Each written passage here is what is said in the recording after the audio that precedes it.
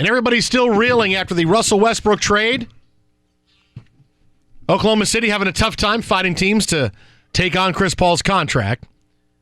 And surprisingly, I'm glad that every time I hit refresh, I don't see Knicks to get Chris Paul and try to. I'm glad the Knicks are nowhere near this story, Jonas. Nowhere near it. Well, there's still time. Yeah, you never know. It's a crazy league. Knicks trade R.J. Barrett for Chris Paul. It's a crazy league. Joining us now on the hotline, no one better to discuss this with Bleacher Report senior writer, Fox Sports 1 analyst and insider, friend of the show, Ric Bucher. Rick, what's happening? What's happening, fellas? So here comes the Westbrook pairing with James Harden. Obviously, the big question is this going to work? And obviously, you have two ball-dominant people. And, Rick, I said a couple minutes ago, if Russell Westbrook can do what James Harden did a couple of years ago, and that is realize, as good as I am right now, what can I do to make myself even better? Because, look, nobody thought that James Harden could become the player he is now, even 2 years ago when he was great. If Russell Westbrook can do the same thing and kind of be very introspective and say, okay, maybe I'm less ball dominant, maybe I'm less of a volume shooter. If he can make those adjustments, then I can see them being unstoppable.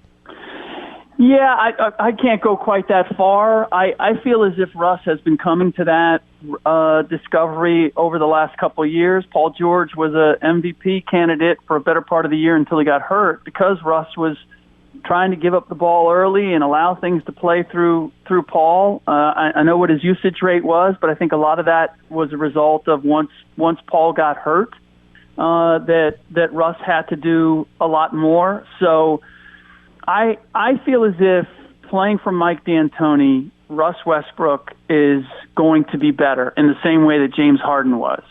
But I don't believe that's necessarily going to make the Houston Rockets better, because if you're talking about going further in the playoffs and you're talking about being a better team, then it's really about how do you utilize those ancillary pieces.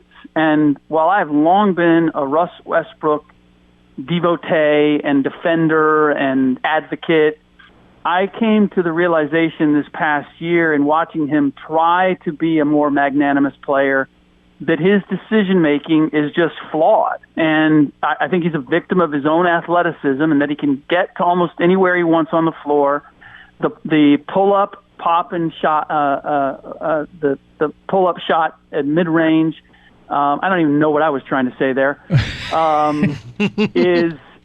is unstoppable. You can't stop him from taking that shot. But his decision-making in terms of when to be a distributor and when to take over is just, it's been inherently flawed. And so I don't know that they're going to be able to utilize the pieces around them any better. In fact, I could see where Russ Westbrook is seen as being a better player as a result of what Mike D'Antoni does with him in his offense. And yet I could see the Rockets being a worse team because with Chris Paul, at least what he does and where he operates from is predictable. And with Russ, you never know what he's going to do because even Russ doesn't know what he's going to do next. He is Ric Bucher. You see his stuff on the Bleacher Report. Get him on Twitter at Ric Bucher, also a Fox Sports 1 NBA analyst and the host of the Bucher and Friends podcast, joining us here on Fox Sports Radio. Rick, when did the relationship between James Harden and Chris Paul sour? Probably when they first met. I mean, I'm Chris. I'm James. Blank you. I mean, honestly, they're such disparate personalities, and Chris Paul is a taskmaster, and he's never been on a team. I mean, going back to New Orleans, I had guys telling me, look, this dough-faced sweetheart of a guy doing the insurance commercials, that's not who Chris Paul is. He is... That's Cliff Paul. That's Cliff Paul. That's who that is. Yes, exactly. He's a taskmaster, and he is demanding, and it's you do it his way or, you know, you're going to hear about it, and he's tough that way. And I've had guys that just said he wears you out. And so it doesn't really surprise me that their relationship went where it is. Where exactly it broke, I don't know. But honestly, the fact that it broke it was a matter of when, not if. You know, we talked about Chris Paul earlier in the show, and he's one of those players, Rick, that in 5 years, when his playing career is done, because he's nearing the end right now, he's not nearly the player he was. His image and his legacy is going to be looked at much differently than we look at it right now. Because right now, Chris Paul is Hall of Fame player. His hesitation dribble was unstoppable. You look at the number he's put up, it's awesome.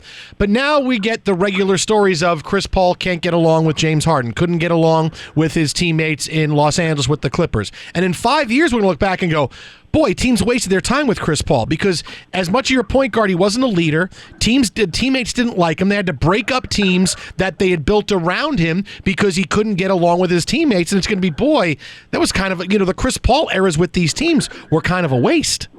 Yeah, I don't know if we're going to go that far, to be honest with you. And I'm not disputing. I'm not sure that I would say that he's not a leader. I mean, he is at his best. He was a great floor general.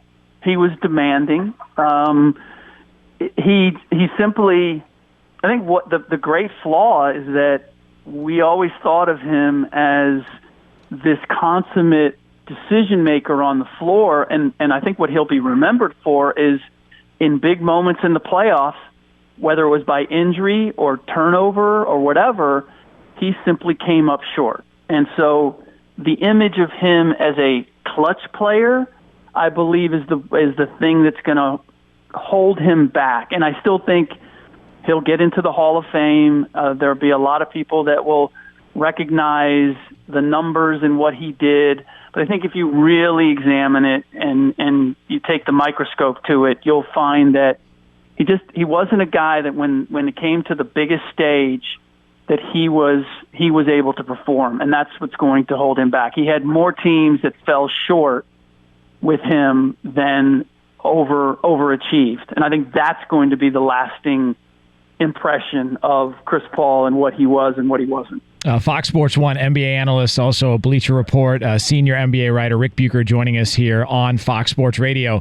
Mike Krzyzewski came out and talking about Zion Williamson, Rick, and said he was out of shape, should have never been thrown in there to a Summer League game. Just from me looking at it, and you've forgotten more about basketball than I know, and you talk to people obviously more than we do. He looked out of shape to me. He looked like he was heavy. How concerned are people that you talk to about Zion Williamson and his future and the issue he might have with weight throughout his career? Well, I loved Kendrick Perkins talking about how New Orleans might be the worst place for Zion to be because of the food and the beignets and everything that they have down there is fried and lathered in butter. So, but on a more serious level, it's not concern about his weight. It is a matter of, we got a glimpse of how limited his skill set is. He tried to show, hey, I can shoot a three. Oh, that didn't go very well. Hey, I'm going to pull up and take a shot. Oh, that was an air ball. The handle wasn't there. And so all these comparisons that he's going to be the next LeBron James, he's going to be the next transformative player. There's a reason David Griffin was trying to, pull the reins on that. So, I have to give my 14-year-old son credit. He's going to hate that I'm bringing this up, but we were watching the game before I went down to Las Vegas, and he said of Zion, he goes, he's not in basketball shape. He's a basketball shape. Oh, jeez. How good is that? That's right. That's good stuff. Yeah. But it is look, he hadn't worked out and probably didn't have any serious workouts going into the draft. And so that it's not that much of a surprise. And honestly, I think that the reason they pulled the cord is because not being in basketball shape, the possibility of injury in Summer League was certainly a factor. They weren't going to be able to get him in shape in time for him to play in games. But it was also a matter of this is the number one pick, and there's high expectations for him, and the pressure is already immense. If he comes out and he doesn't perform well in Summer League, people are going to be looking at him in an entirely different fashion. He's going to come in the league with even more to prove than he already has, and that was going to be an issue. I will say this. On the flip side, Jackson Hayes and Nickel Walker-Alexander look good. Their 2 other picks, oh my goodness, they looked good. Yeah. I mean, I think both of those guys are going to be able to contribute and maybe be able to contribute right away. And that's what's really going to be interesting, is if those guys are on par with whatever Zion is doing as far as the contributions. That, to me, he's going to have pressure on him. It may come from some of his own teammates. I don't want to say I told you so, but I'm going to say that. I also realize that I could be an NBA GM. I'm going to take you back to something I tweeted on February 13th. Then I tweeted it out again on June 20th. Let's put this out there. Here's my tweet from February 13th. I'm already ordering my Knicks Zion Williamson jersey. That's not the part to pay attention to. How'd that work out? It didn't work out. Yeah, whatever. But what is the most concerning is his weight. He's already heavier at 285 than just about every player in the NBA. June 20th. The only question I still have about Zion is his weight. At 285, he's heavier than almost every current NBA player. That's going to be a battle to stay NBA healthy and be in NBA shape. This is from February and June. What do we get the last 48 hours? Zion Williamson is heavy. He's not in shape, and this is where you're at. And this is a huge deal. It's not about his talent. We were watching Zion Williamson physically dominate a league of players in college basketball where physically they just couldn't keep up with him. When you try to throw 3 guys at a player and he bullies his way through all of them, what can you do? Because when you're that much bigger, you're that much physically a freak, that's something that you salivate and think we have the next Shaquille O'Neal. But the flip side is always, all right, this is one guy against 3 skinny college guys, and Florida State can try to take 2 of their forwards and their center and put them up against there, and Zion's still going to roll through people. Is he going to hit the occasional 3? Yes. Is he physically going to look like a freak? Yes. But when you are 19 years old and you weigh more than everybody in the NBA except for one player, that's a big deal. You can only do so much training table stuff. You're that big at 18, 19, you're going to be really big. And I don't care how big you are in the NBA, you're not going to get by some of these guys. All they're going to do is sag down. You're saying, you think you're going to get by? No, it's not happening. You're not going to bully your way through me and get to the rim. You're not going to do that. And the heaviness is going to be something that he deals with all of his career, just because he looks like he is predisposed to being a bigger person. And look, that's everybody. Yes. Some people grow, you're just, this is a bigger kid. This is a smaller kid. That's just who Zion Williams, when this is what you weigh, when you are 18, 19, that's kind of what it's going to be for you for the rest of your career. And every guy knows this listening to this. Think about what you ate at 22 and ask yourself, can you eat that at that age, at your age now? The answer is no. Okay, you can't.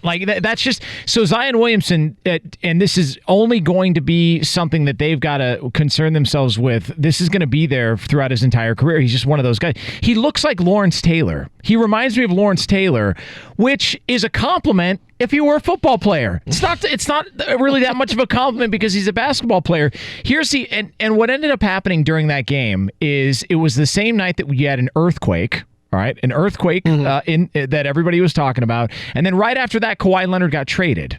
So it kind of got buried under all the other news, Paul George, Kawhi Leonard, an earthquake, all this other stuff. I was watching that game.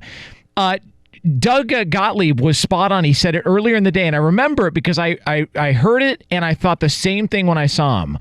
God, he's a lot smaller than a lot of these guys out there. Mitchell Robinson gave him problems. He had issues with the length. He's a gifted athlete, but there were issues with the length.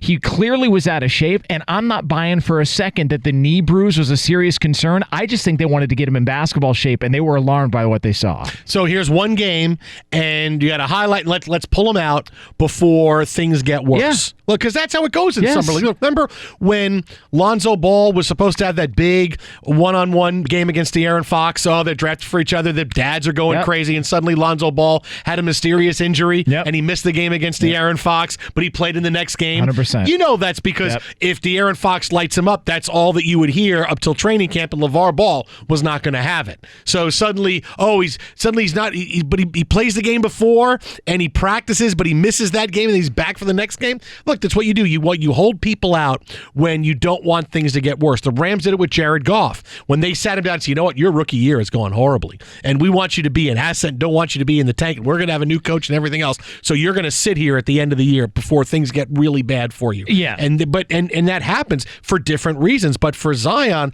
he was a man against boys in college basketball. Not anymore. And you realize that that's not the case in the NBA.